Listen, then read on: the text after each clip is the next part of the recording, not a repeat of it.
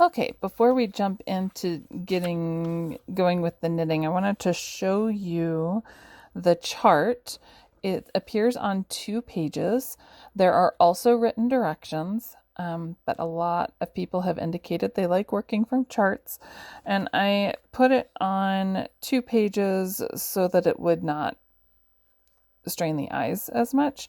But what you want to do is just fold the edge of that page over, and then you can tape those 2 pieces together and you'll have one big chart.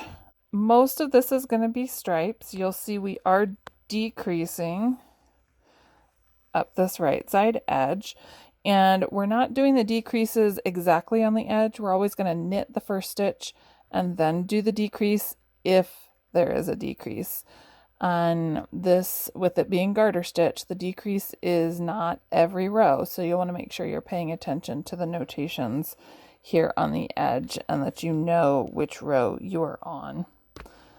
So here, where we have our yards for our masts and the yard arms, we want to make sure we put markers there. It's just going to be easier if you put markers in your work.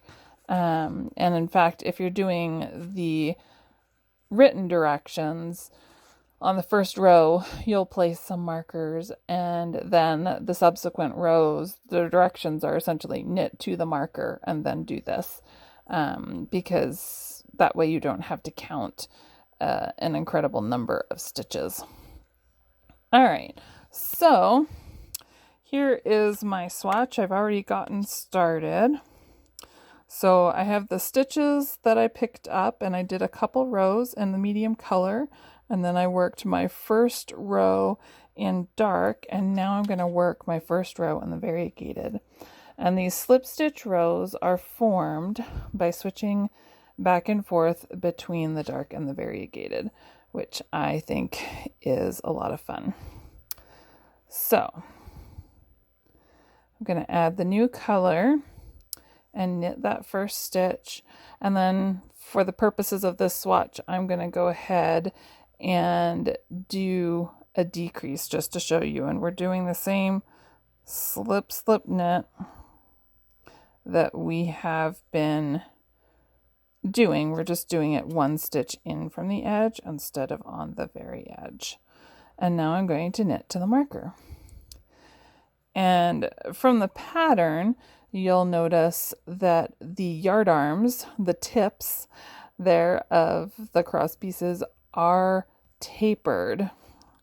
So if you look here at the pattern, you can see that they're tapered. So for a couple of rows, you're going to be not slipping everything. You're going to knit a few stitches and then slip. So here we're knitting 2,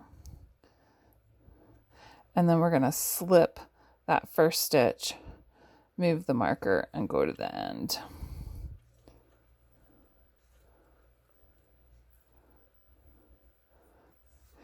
And when we're just slipping 1 or 2 stitches, there's no need to do any special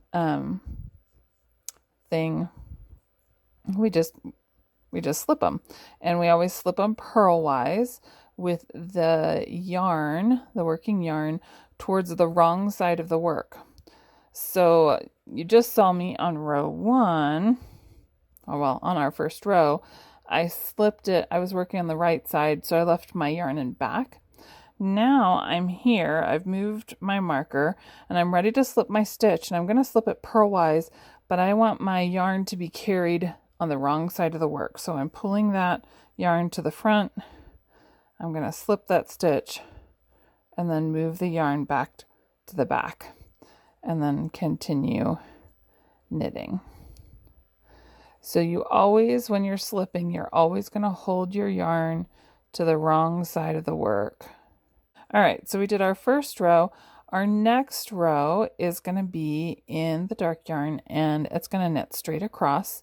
So I'm going to knit that all the way across and back and get us started on the next variegated row.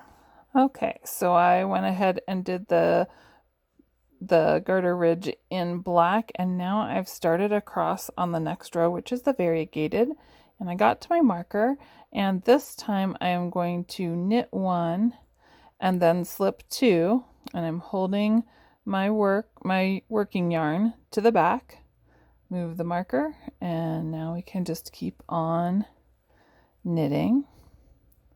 And now turn it around and we'll go back across.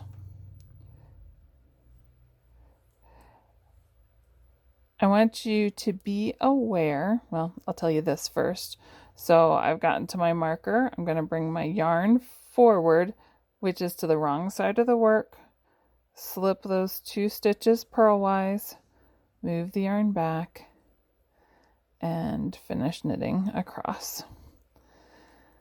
So there are 2 yards for each mast, and the tips or the yard arms are tapered, and they start tapering at different points. So make sure you're paying close attention to when they start and stop tapering, because it doesn't happen at the same time for each one. All right, I want to show you too how I'm changing colors at the edges here, because this can become a royal mess if you're not careful. So what I do is I take the yarn that I just finished and I hold it behind the work with my middle finger, and I actually take the yarn ball and I lift it over the next color I'm going to use so that it doesn't get all twisted. And now I'm ready to start the next row. And for the purposes of my swatch, I'm not going to do any more decreases because I would run out of swatch. But you get the point. You need to make sure you're watching the pattern and decrease when you're supposed to. So on the dark rows on the right side, you're always just knitting straight across, which is fun. But once you get to the point where you're going to be slipping 3 stitches together instead of 1 or 2 like we've done so far, there's something that we do on the middle stitch between the markers to give a little more slack, and that is we knit a stitch with 2 wraps. So here I've knit across on the wrong side to our marker. I'm going to move the marker, and I'm going to knit 1, and then I'm going to knit 1 with 2 wraps. So to do that, I'm going to insert the tip of my needle.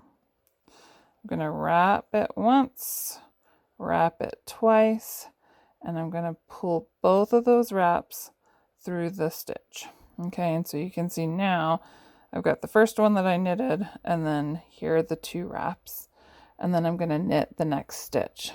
So instead of it being 3 stitches between the needle, now it looks like I have 4, but really there's still only 3 stitches there because we're going to drop that extra loop on the next row. So when you start your new row, you don't want to pull this super tight, because if you do, then it will scrunch up your edge. So you want to leave a little slack since you're essentially skipping a row, but you don't want it to be super loose either.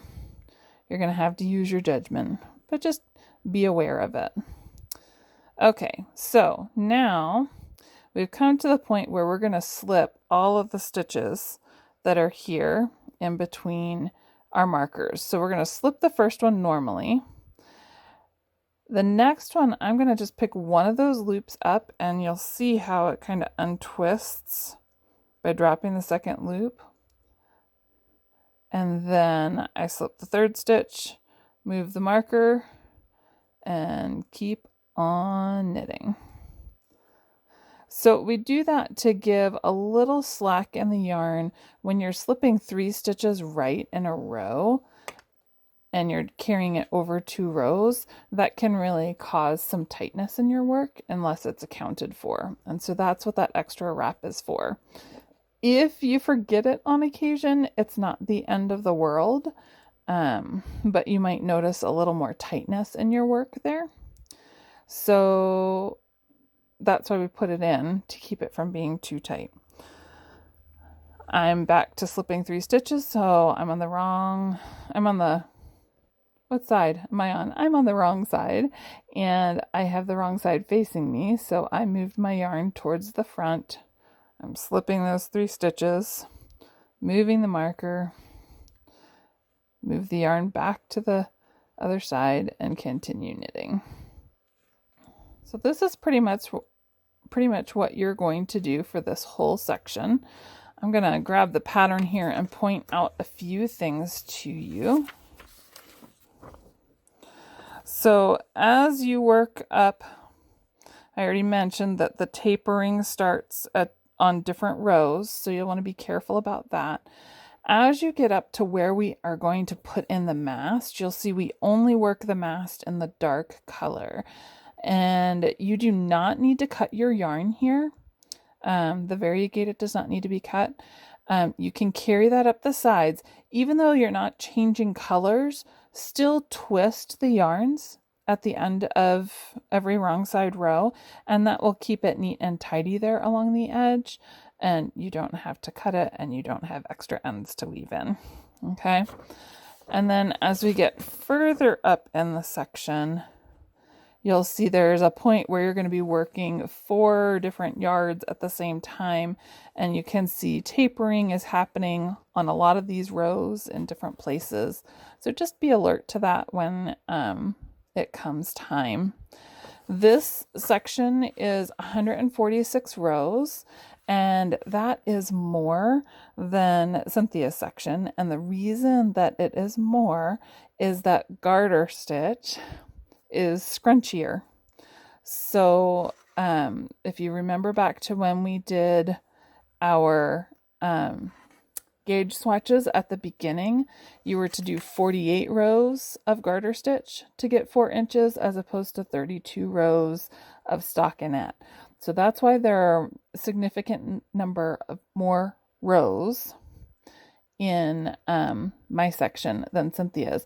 But ideally, your sections would be the same size. And I can prove this works because I've knitted both hers and mine, and they match up exactly. But that only comes if you're paying attention to gauge. So have I mentioned gauge yet? Be alert. Change needle sizes if you need to. You just want your shawl to have the proper shape when it's done. Okay?